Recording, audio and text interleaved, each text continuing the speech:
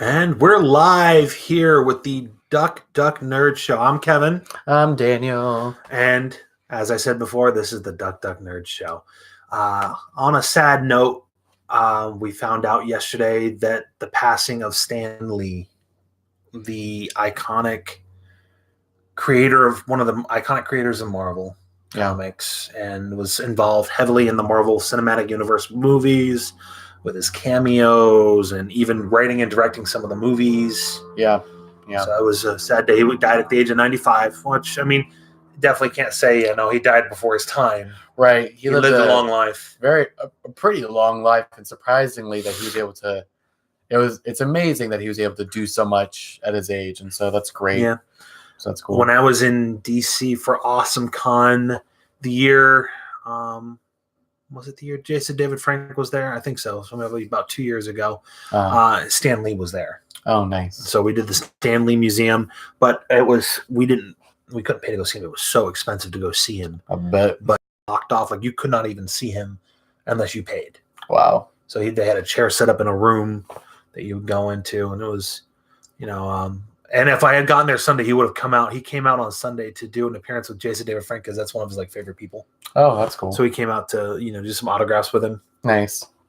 But yeah. So our show today, we wanted to just kind of focus on. We weren't gonna have a memorial service. So we didn't know him personally at all. No. But the thing is that he had a pretty big impact in the comic book world, obviously, and I think that his characters leave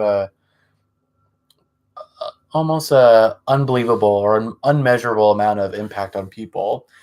Today we're going to talk about our favorite characters that Stan Lee either created himself or helped create.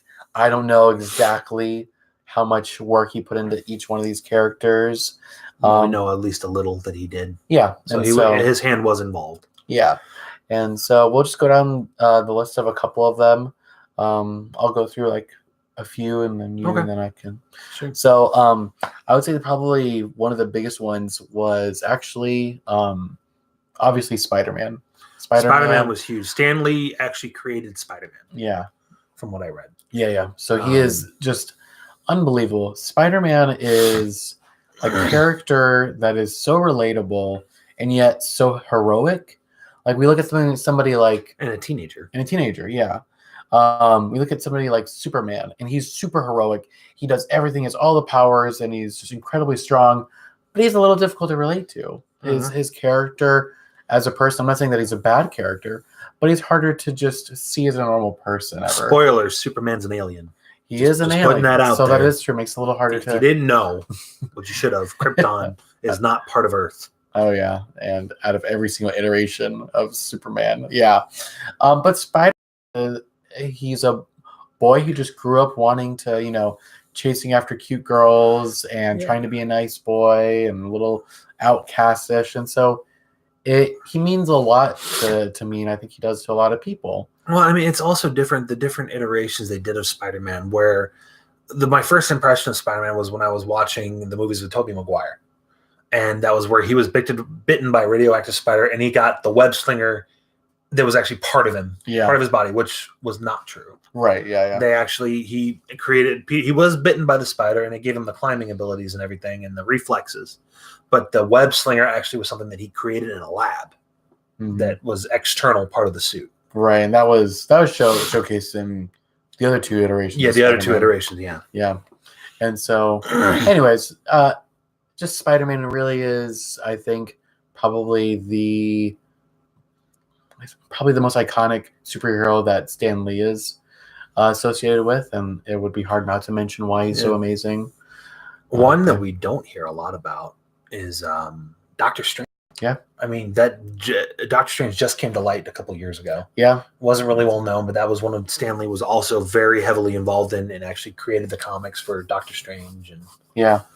Doctor Strange is great because it shows the character of Doctor Strange shows a massive amount of pride being broken down into humility in the movie. I'm not super familiar with the comics. I don't think either one of us are major comic buffs, but we know wouldn't know where to start. Yeah. But the thing is that we look at just the character himself, and he uses logic and understanding to deal with problems that will normally not have that. And so, yeah, and I think that Doctor Strange is a great character. Works really It well. did very well, portrayed by Benedict Cumberbatch. Oh, yeah. Super I don't good. know who else I could have imagined doing that role. No idea. And I feel like somebody else would. I feel like Hollywood would have picked George Clooney, and that would have been horrifying. That would have been strange.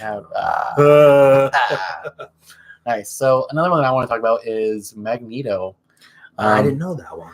And so like I said, this list, comic book buffs call me out on this, but at least it showed that he was there. And maybe we can just talk about like why comic books are so important and like why certain characters are big. And so Magneto, I love him so much because he's such a sympathetic villain, because you understand where he's coming from. He wants the best for his people, his kind, the mutants.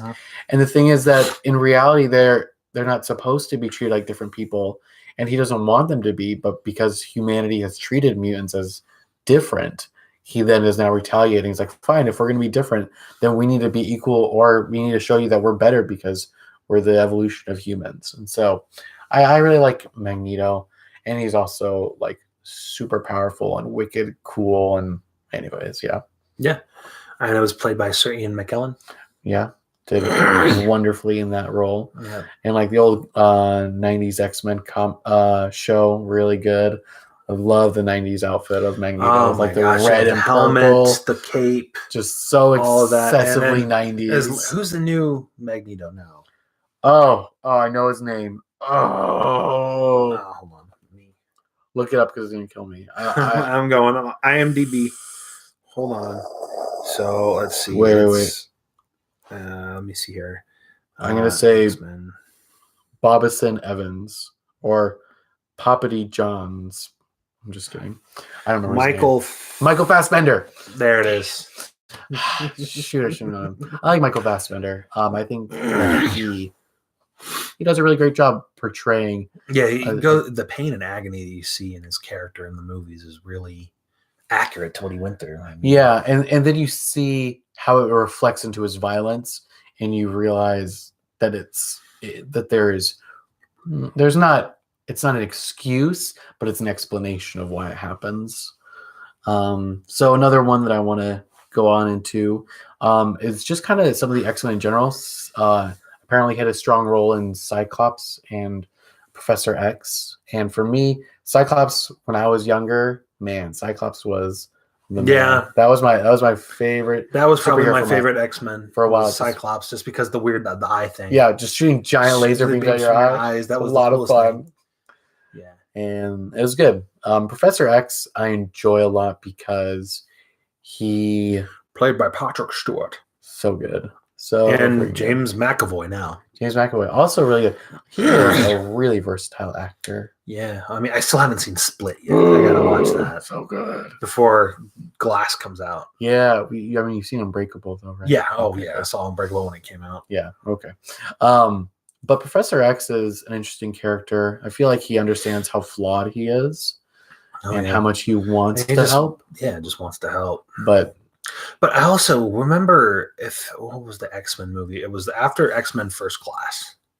The next movie that Days of Future Past? Yeah, I think it was Days of Future Past or something. Maybe it wasn't Days of Future Past. Apocalypse? It may have been Apocalypse, but it was just he ended up walking. He was walking because he was taking a special medication which got rid of his powers. I'm trying to remember what movie it was young. It was young. Yeah, it was young. I think it was Days of Future Past. Oh yeah, it could have been where Wolverine went back and was helping him. Yeah, I think you're right. It was Days of Future Past. But anyways, he's a great character, a lot of fun. I miss his. I really like the '90s X-Men cartoon. It's so good, and I just love how ridiculous like his floating, let's see if his floating yellow like wheelchair thing. Oh yeah, so excessive. It could have just been a normal wheelchair, but it had to be like this anti-gravity. Let's see if I can find the original X-Men theme song.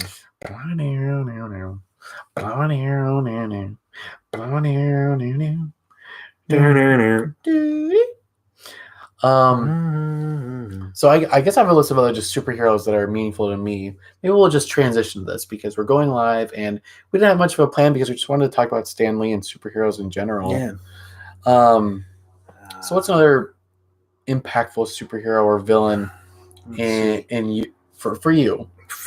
In Marvel, I would say Wolverine was one that was very well known. Hugh Jackman's been the only Wolverine so far. He will be the only Wolverine in my eyes. And then the movie Logan that came out. Did you ever see Logan? I haven't seen it yet. The only thing that brought the R rating was the profanity. I'd expect the violence also to be. Yeah, I mean, it was more dropping the F-bomb everywhere he could. Mm. The violence was the same as I felt the same as any other X-Men movie. Oh, okay. Except maybe you saw a little more blood. Okay. But Wolverine was amazing. Start of X-Men and the way he started off in X-Men 1 going into all 3 movies plus the Wolverine X-Men Origins, everything he's done. I lost count of how many movies he's actually been in as Logan. I think he's been in 1, 2, 3. I think he's been in all of them. 5, 6. So that's 9. Well, he wasn't in First Class. I wasn't in First Class. Okay. Well, actually, no, he was. For a brief second, when they go in to recruit him, hey, we're looking for a non-interested. Okay. He was there at the bar, sitting at the bar for that's a quick cameo in that one. So maybe, but I know that he was obviously in Days of Future Past. Yep. Was he in Apocalypse? I don't remember. Probably was a small role or something. But I like that Wolverine always kind of rolled with the punches better than anyone else. Literally could because his healing factor. But I don't know. Days of Future Past, he was in there. Which one were we looking at again? We were looking at Apocalypse. He was in that one. Let me see here. I don't know. I think that Wolverine, I like that he always knows what the right thing is, and he does it regardless of his desire to. Like, if it comes down to really the right thing, he's a good person. And he will do it, and he will put his a maximum amount of effort into it if it means saving someone or doing something good for somebody else. And so I like that about Wolverine. Yeah. I don't think he was in that movie Apocalypse because that's one thing that they could do is they can now bring a young Wolverine into the picture, or go back, kinda. He didn't get his powers until he was older. Sorry, my eyes are just bothering me. Oh, you're fine. You're fine. Always my eyes. I'm not crying. Although yesterday I did a little bit when I found out Stan Lee died. Did definitely shed some tears over that. Yeah, it's rough. But he's with his wife now too, which is better because his wife died I don't know how many years ago. I didn't realize that. I didn't know that.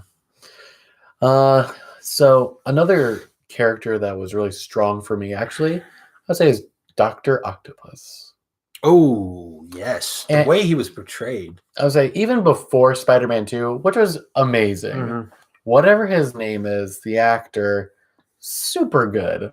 In Spider-Man 2, probably easily the best superhero villain to that point. Can't think of anyone else that was better than him at that point. Nowadays we have much better ones. He definitely was a good guy. A good guy that went bad and then came back to good. Yeah. In the end.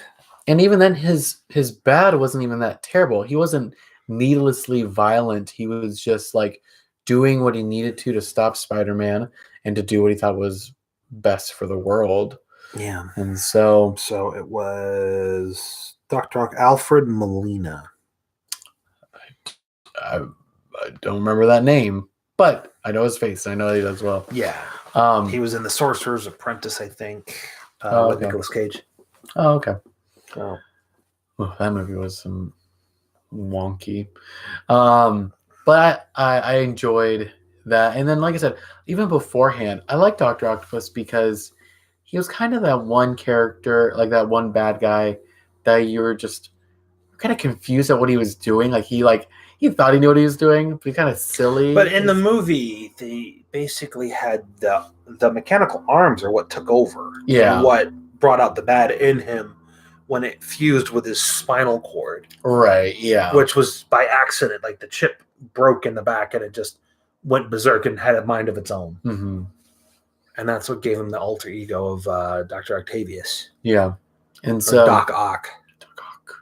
So, anyways. Definitely one of the coolest villains with the arms. I remember that from the cartoons. Oh, yeah. Lots of fun. I wonder how much Stan Lee was involved in those cartoons that we watched. You know, the a Amazing good point. Spider-Man, X-Men. X-Men. I'm trying to think what else there was. I think that would...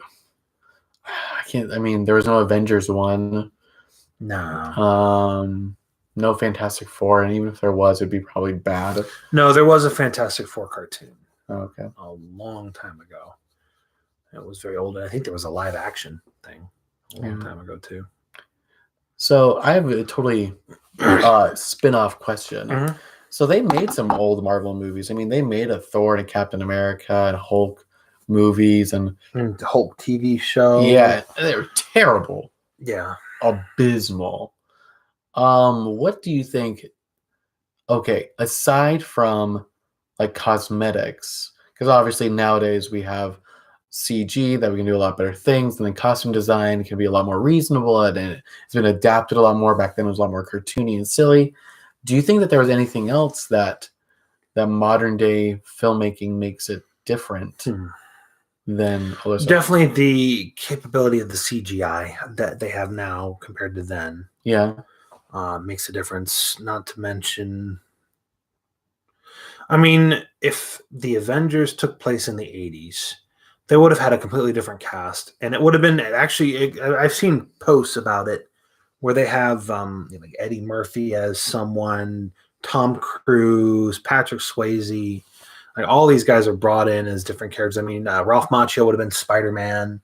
Oh, I mean, weird. I know, right? A kid from New York. He would have fit the bill. It would have worked, but it would have worked. It would have been weird. Interesting, yeah.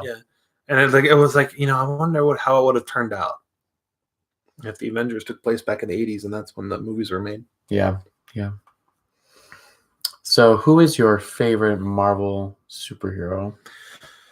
We'll do superhero and supervillain. Okay. I can go first if you want. Okay, go ahead. All right, so mine is Captain America.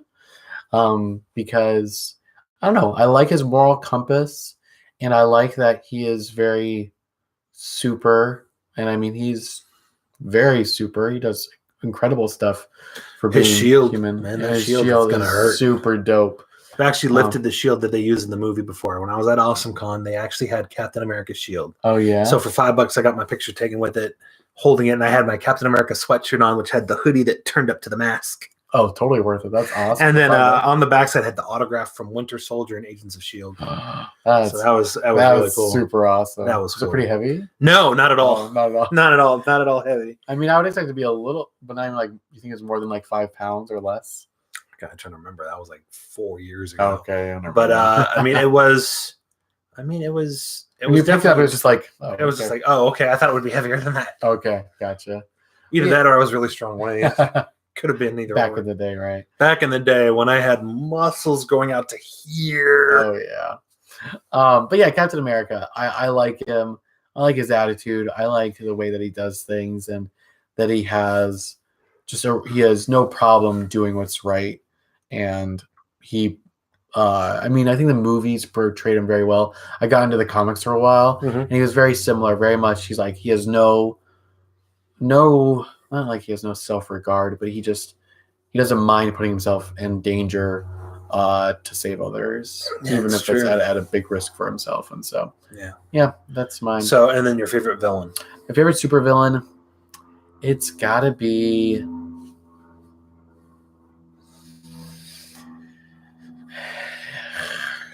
It's between Doom and Magneto, and I think I'm gonna say.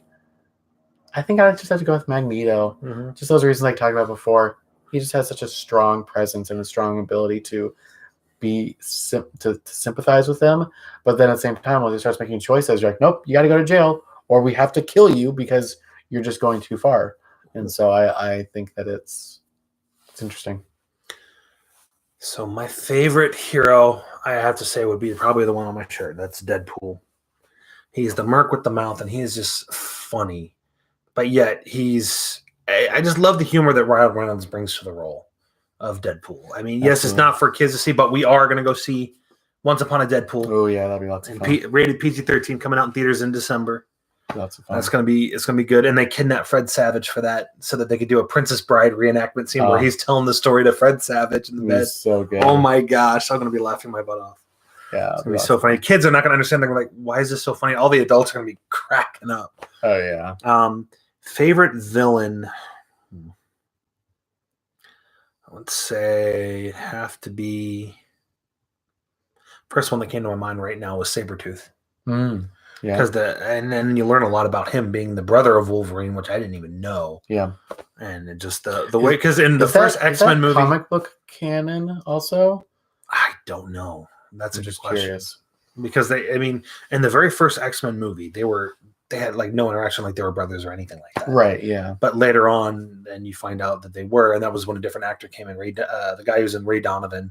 Yeah. Yeah. I can't remember his name. Liv something. Leave Liev or Leiv, something like that. Mm-hmm. Played the role and did very good, and especially in X-Men Origins. And then they teamed up and fought Deadpool. Actually, Oh, that was the worst. that was the worst Deadpool. I love how you haven't seen Deadpool 2 yet, right? No. I'm not going to say anything because the after credit scene is just really funny. Okay. He messes with the timeline so much. He like goes back in time and just messes everything up, That's awesome. and like including goes into different movies and messes it up. That's awesome. I like it. And he goes, "You're welcome." It was awesome. Oh, That's so hilarious. funny. Cool. Yeah. So Taylor that's Swift. really One of my other like close ones would probably be actually the Sentinels. I don't know Oh why. my gosh, they have not portrayed those yet in any of that. No, they did. They did in which movie? Days of Future Past. That's They right. were just like these weird, like super mechanical. We absorb the mutant powers and we use it against them. No, I like them being just giant, goofy robots that shot were- laser beams out of their freaking something. out of everything, basically out of every orifice possible. Yeah. And so, anyways, I like them because they were just, I don't know. It was just like this giant mindless robot, but you're also, I like them because I think they actually And then in the legitimately training scared. rooms too, like whenever in the X-Men movies, whenever they were in the training room, it would simulate a fight between a Sentinel. Oh yeah. Oh, that actually that's the second time they appeared in X-Men. Was it 2? It was the second one. No, it was 3. 3 when they're in The the Last danger room. The Stand. danger room. Right, That's the what it's called, danger room. And yeah, when Wolverine, they do the He throw me. the fastball. Is that the fastball move? I don't remember what it's called. They throw Wolverine. And Yeah, he takes the head and throws goes. him. Sliced off Sentinel's head, and so it's fun. I remember seeing the Sentinel head. I was like, I know what that is. That's awesome. Yeah. And then it's gone. Yeah. Then the rest of the movie was, yeah. Especially the ending when he's trying to go for Jean and he's getting blown up and he's just like, you see his face falling apart and he's healing at the same time as he's stepping forward just to go. Yeah. Also, his healing factor, like he's got other attacks and he takes way longer to heal, and so it was just ridiculous. All of that. Yeah, and then not to mention, I'm interested to see Dark Phoenix, Yeah. which is coming out. I don't know if I'm interested. I would like to see it. I'd like to see what happens, but I didn't even see You Apocalypse. got the AMC so- A-list, man. Yeah, Now I you guess I can can see go. everything. Yeah. So now you have no reason not to. It's Yeah. not like you're paying for the ticket. It's already That's paid for. true. I need to go see movies now. Yeah. Yeah. But yeah, so anything else that you want to say about Stan Lee or about kind of Marvel comics in general? Stan Lee will definitely be missed. He will be missed by a lot of people. Yeah, his presence inside. I mean, it's really fun. It's legitimately fun to see him in all of those movies. The cameos. Exactly. Because I don't know, I felt like he had a very loving, strong personality that was just very magnetic, and so it was really easy to get close to him and stuff. So, but anyways, I think that's about it for today. But say even in the Marvel Cinematic Universe, he had other cameos too in other movies. Oh yeah, He was in I did not know this. My wife mentioned it that he was in the Princess Diaries. I'm gonna have to go back and watch and see where he was. I can't And he was remember also that. in Teen Titans Go. Oh yeah, He's like, crap, I'm in the wrong movie. Ah! Kind of things. That's That was kind of fun. It was hilarious. animated, and he's also in the Spider-Man video game Uh, as the owner of the restaurant they go to. oh yeah, I saw somebody made a mod of him as Spider-Man, so you could have it was a Stanley suit, and so he'd just be running around, Spider-Man jumping around. That's I awesome. guess as Stanley jumping around shooting webs. Yeah. But yeah, so okay. So next week, not sure if there's going to be an episode. It's Thanksgiving week, so work schedules are going to be very busy. Yeah, but hopefully we'll be. If we don't get to you next week, then we'll definitely get an episode out the week after. Yeah, talking about we're going to go into Diablo on the Switch. Like it's going to be almost time for the release of Super Smash Brothers, so we'll go down the cast list of who you can expect. Definitely pre-order that game if you get the chance, because you do unlock a character with the pre-order. The Piranha is available, and it won't be available right away to anyone else unless you pre-order it. And also wondering if I'm going to get it and test it out, the Pokemon Let's Go Pikachu. Okay, cool. To see. Not sure yet.